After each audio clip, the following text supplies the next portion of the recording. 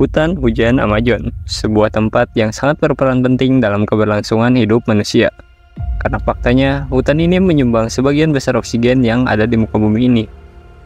Namun, di balik itu semua, jauh di dalam hutan ini terdapat banyak sekali hal-hal misteri dan jarang sekali ditemukan di tempat lain.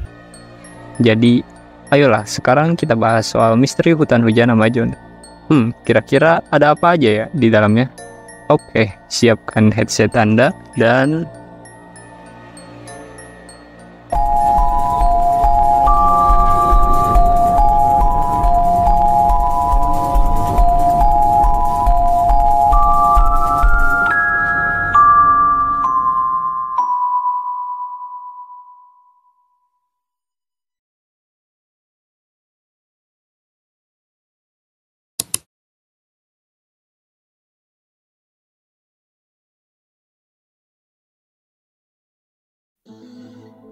seperti biasa di chapter pertama ini gue mau ngejelasin secara singkat dulu tentang hutan hujan Amazon ini.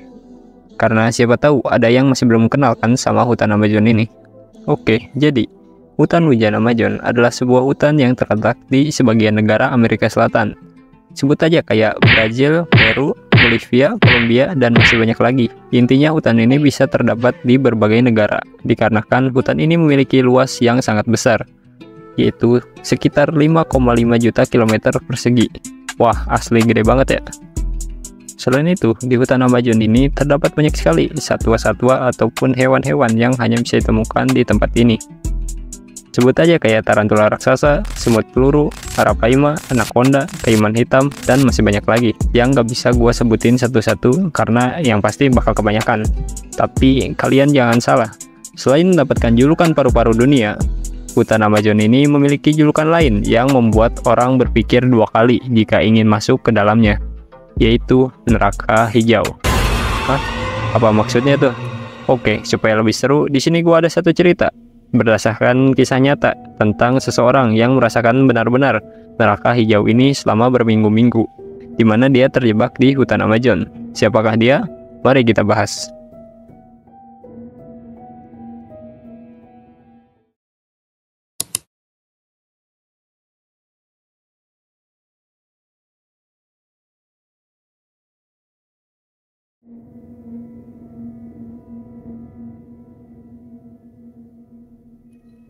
Cerita ini dimulai dari seorang mantan tentara asal Israel yang memiliki keinginan untuk berpetualang dan melakukan ekspedisi di hutan Amazon, di mana dia terinspirasi dari buku Papillon karya Henry Cairere.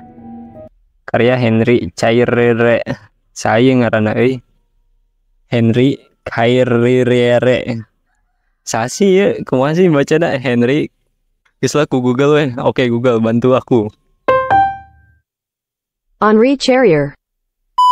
Yang mana di buku itu menceritakan tentang seseorang yang kabur dari penjara dan berekspedisi. Lalu karena hal itulah si tokoh utama kita kali ini yang bernama Yossi Gisenberg yang memiliki tujuan untuk mencari Henry dan mengikuti jejaknya. Oke, lalu sampailah si Yossi ini di Kolombia, dan di sana dia bertemu dengan seorang teman baru yang bernama Markus. Dan si Markus ini adalah seorang guru yang berasal dari Swiss, guys. Lama-kelamaan Yossi dan Markus menjadi sepasang partner yang solid, dan pada akhirnya pada suatu hari mereka memutuskan untuk pergi ke Bolivia. Di sana Yossi bertemu lagi dengan seseorang yang misterius yang bernama Karl Rupprechter, yaitu seorang pria asal Austria yang katanya dia itu ahli biologi. Dan di sana Karl mengajak Yossi untuk menjelajahi tempat yang belum dipetakan di hutan Amazon dan juga mencari emas di dalamnya. Wah, setelah mendengar itu tentunya si Yossi seneng dong, dan langsung gas-gas aja lah ekspedisi. Hingga pada akhirnya ekspedisi itu pun tiba. Oh ya, ada satu tambahan lagi nih orang sebelum berangkat itu, yaitu si Kevin Gale, seorang fotografer asal Amerika Serikat yang sedang mencari spot foto yang bagus. Jadi inget ya, ada 4 karakter nih, yaitu si MC kita, si Yossi, terus ada Markus, Karl, dan terakhir si Kevin, si fotografer.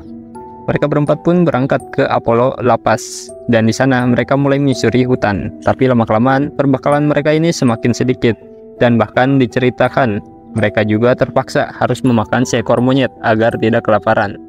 Beruntung setelah cukup lama mereka menyusuri hutan, mereka menemukan sebuah pemukiman yang bernama Asariamas, dan di sana mereka menatap sebentar, mencoba membuat rakit untuk mempercepat perjalanan mencari emas di hutan Amazon ini.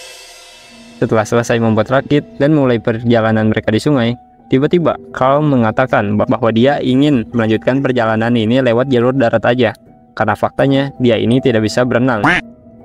Yoshi di sini mulai curiga dengan perkataan Carl. Pada akhirnya mereka pun terpecah menjadi dua tim, yaitu Yoshi bersama Kevin si fotografer yang memutuskan melanjutkan lewat jalur sungai, dan Carl bersama Marcus yang memutuskan lewat jalur darat.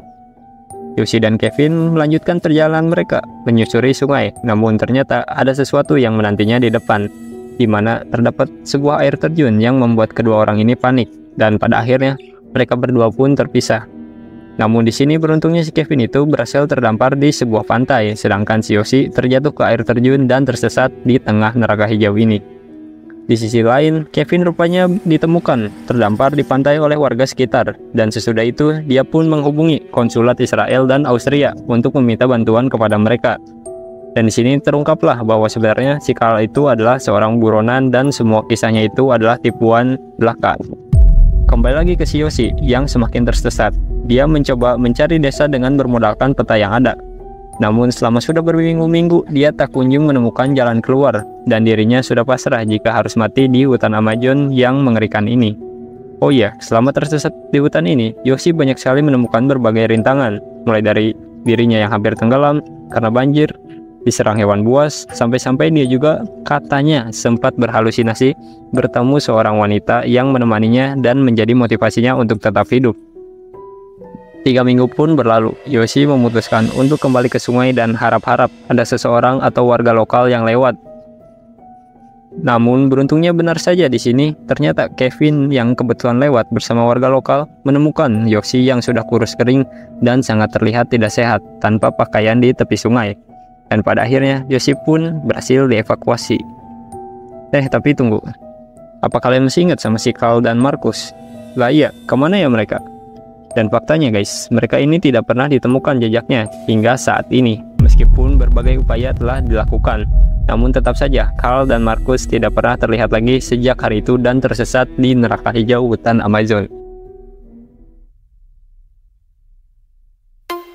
Nah, jadi segitu aja nih cerita tentang seseorang yang tersesat di tengah hutan Amazon, dan hal ini membuktikan bahwa julukan neraka hijau ini bukan tanpa alasan, karena hutan Amazon sendiri selain memiliki banyak sekali hewan buas, namun kondisi geografisnya juga sangat berbahaya.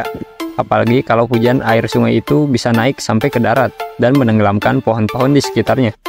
Gila. Jadi ya, segitu aja nih cerita singkat dari gua. Gimana setelah mendengar cerita tadi? Apakah kalian tertarik buat datang ke hutan Amazon ini? Oke, terima kasih buat kalian yang udah menyaksikan video ini sampai selesai. Dan buat kalian yang suka video kami, jangan lupa di like, share, dan subscribe channel kami. Terus kalau kalian punya ide menarik, misteri, ataupun cerita menarik seputar dunia ini, tulis aja di kolom komentar. Karena siapa tahu ide kalian akan kami jadikan konten. Dan oke, jadi segitu aja dari gua. Salam dari si kami.